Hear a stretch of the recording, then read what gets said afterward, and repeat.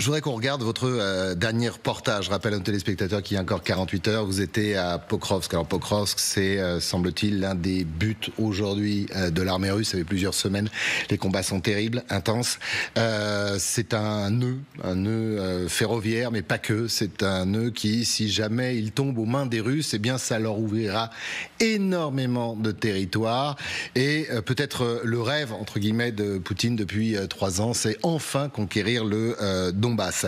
Alors, Pokrovsk, on va voir ce reportage. En fin de compte, il y a tous ceux qui sont partis, 2/3 sous votre contrôle de la population qui est partie de la ville. Et puis il reste, bien évidemment, encore des Ukrainiens. Mais voilà, dans les Ukrainiens qui restent, alors que les Russes doivent être à quelques kilomètres seulement de la ville, il y a ceux qui informent les Russes dans leur progression. Regardez. Cet hôtel de Pokrovsk a déjà subi 2 bombardements. Le plus récent date d'il y a quelques jours. Une double frappe russe, menée avec une grande précision. Vous voyez ici, c'est l'impact du premier missile. Le deuxième est tombé là-bas, en plein cœur de l'hôtel. Ce sont 2 missiles S-300. Officiellement pas de victimes, mais selon nos informations, le sous-sol du bâtiment abritait les bureaux de soldats ukrainiens. Plusieurs militaires ont perdu la vie dans cette attaque. D'après cet enquêteur, la frappe n'aurait pas été possible sans l'aide d'informations fournies aux Russes par des habitants.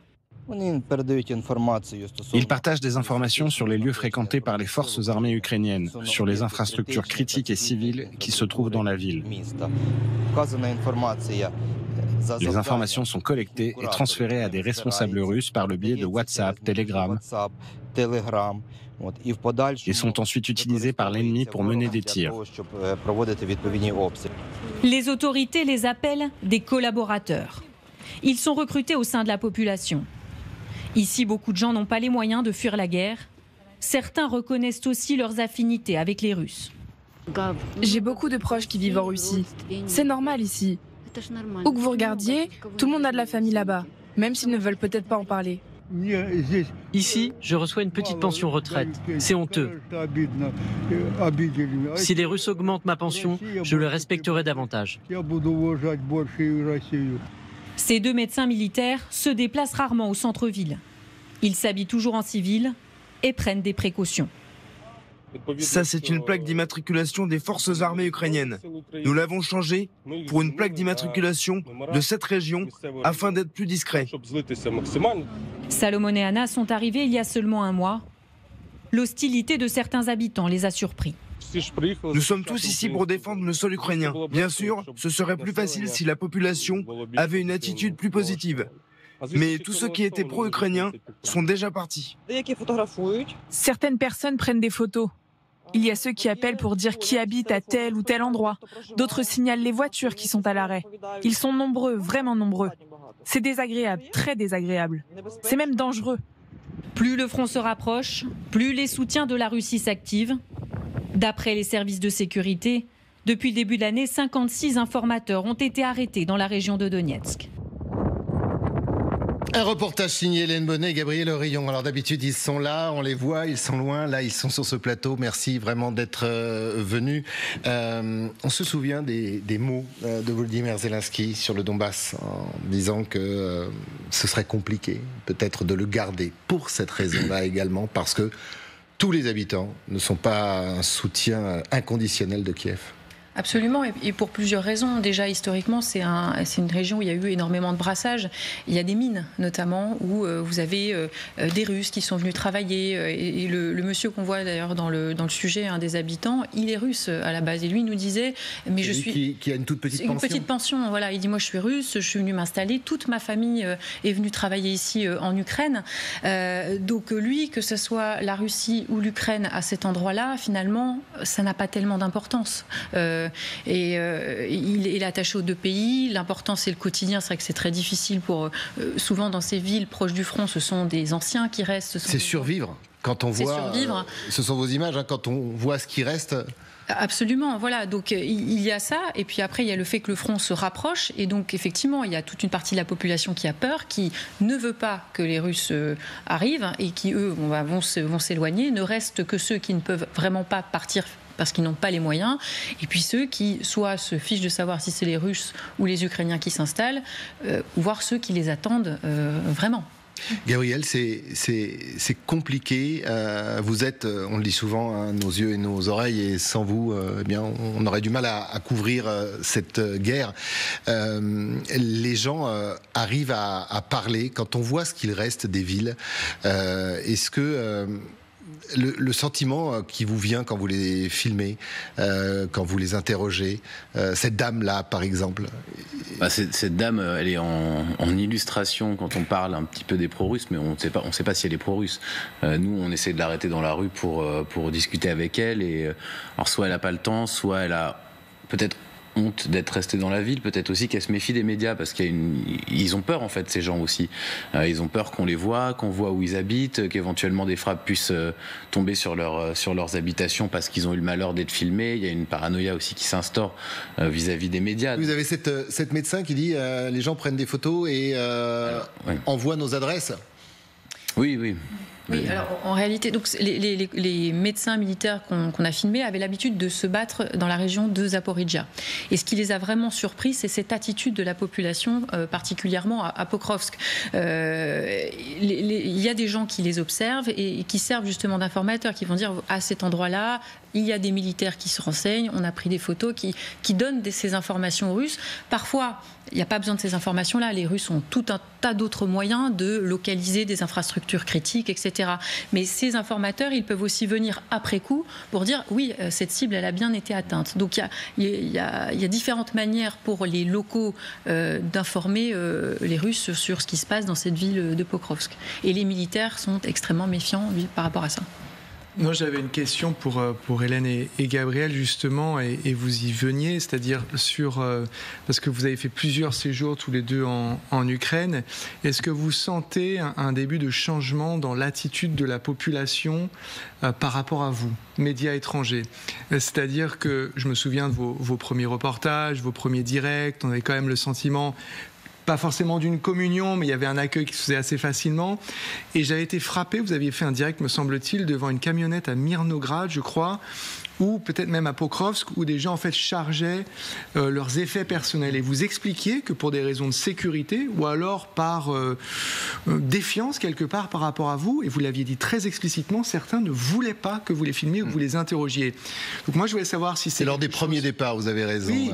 Est-ce que c'est quelque chose qui est nouveau, et est-ce que selon vous ça dit quelque chose de l'évolution du regard que les Ukrainiens et les Ukrainiennes portent sur le conflit en cours? Est-ce que vous changez des choses qui changent?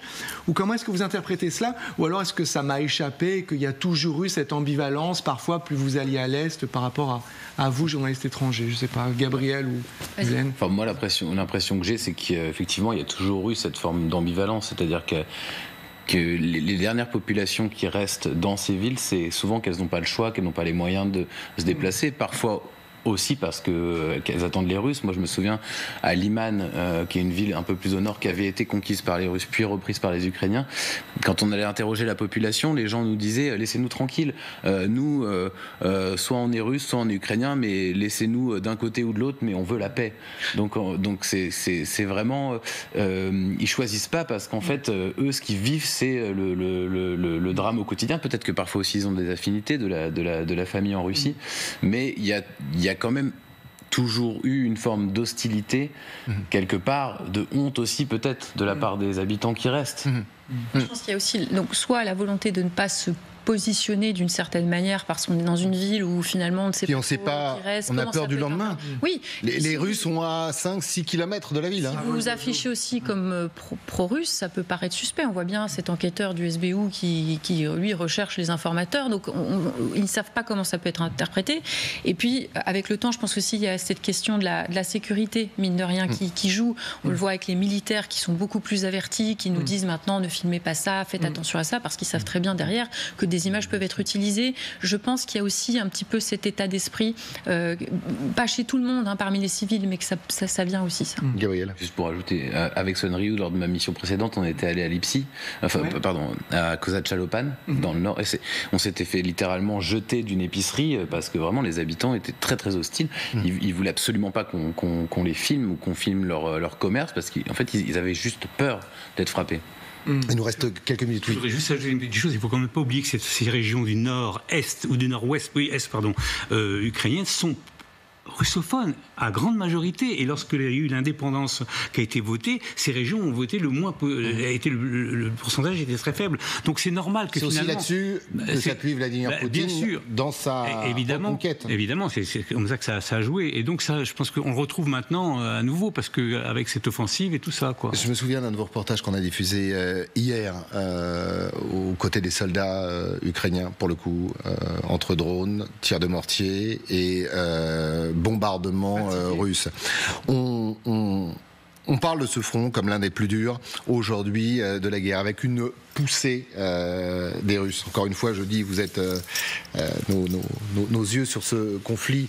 Elle existe vraiment, cette poussée des Russes? Si elle existe, comment? Et quelle est la réaction possible des Ukrainiens? Est-ce qu'ils ont les moyens de bloquer les Russes, tout simplement, et d'empêcher Poutine de conquérir l'un de ses buts de guerre? Ce qu'on constate, c'est que les Russes avancent plus vite localement qu'avant dans cette zone. C'est-à-dire qu'ils prennent des villages de façon assez rapide si on regarde les mois précédents, mais ça reste quand même très lent. Alors ils prennent ces villages parce que c'est très facile de prendre ces villages. Il y en a beaucoup qui sont déjà détruits, il n'y a plus de population. Et aussi parce que les Ukrainiens, de ce que l'on comprend, c'est que ces lignes de fortification qui ont été créées dans cette zone ne sont soit pas très bien organisées, il n'y a pas assez aussi de monde pour faire face aux Russes. Et là, je rejoins aussi un commentaire que m'a fait un haut fonctionnaire ukrainien. Il était très lucide sur les chances de l'Ukraine de l'emporter sur le terrain. Il disait, c'est tellement asymétrique, on ne pourra pas avoir de victoire militaire. Mais ça veut dire quoi? Ça veut dire que les Ukrainiens se retirent? Non, ça veut dire qu'ils tiennent autant qu'ils peuvent, mais ils vont essayer de faire des coups. C'est ce qu'on a vu avec Koursk, c'est ce qu'on voit dans la mer Noire, c'est ce qu'on voit quand ils frappent en territoire russe, c'est qu'ils savent qu'ils ont peut-être une chance de peser un peu plus s'ils font des coups à côté. Et l'idée de Koursk, c'est ça aussi, c'est de peser dans les négociations, c'est trouver un moyen, quand on n'a pas la force de résister à Goliath, de tout de même pouvoir négocier et de ne pas perdre toutes ses plumes. Mais ça veut dire qu'il y a des lignes derrière pour pouvoir arrêter les Russes, ou alors parce que on sait que les Russes veulent atteindre le Dniepr et puis après ils pourront peut-être remonter. C'est quasi plat après. Alors oui, et très clairement, c'est ça aussi moi qui personnellement m'a surpris, et Gabriel l'a vu aussi, c'est que après Pokrovsk, sur la route qui nous mène à Dnipro, on a vu que les Ukrainiens commençaient à creuser des tranchées. Commençaient seulement. Mais on n'en voit pas beaucoup. Et les Russes sont à combien de kilomètres? À vol d'oiseau, à 8-9 km au plus proche. Largement à portée d'artillerie. Vous êtes d'ailleurs retrouvé sous cette artillerie. Et moi, ce qui m'a frappé, alors qu'on parle de missiles, alors qu'on parle de technologie, c'est les Ukrainiens. Alors c'est très efficace, certes, bien réglé, mais ils n'ont que quelques mortiers. Et dans votre dernier reportage, des Kalachnikov hors d'âge. Il n'y a que ça opposé aux Russes. Et est-ce que les Russes sont mieux lotis de l'autre côté? En tout cas, ce qu'ils nous disent, c'est que les Russes ont beaucoup plus de munitions encore aujourd'hui dans le Donbass, que le rapport de feu est bien plus à l'avantage des Russes. Donc oui, ils subissent.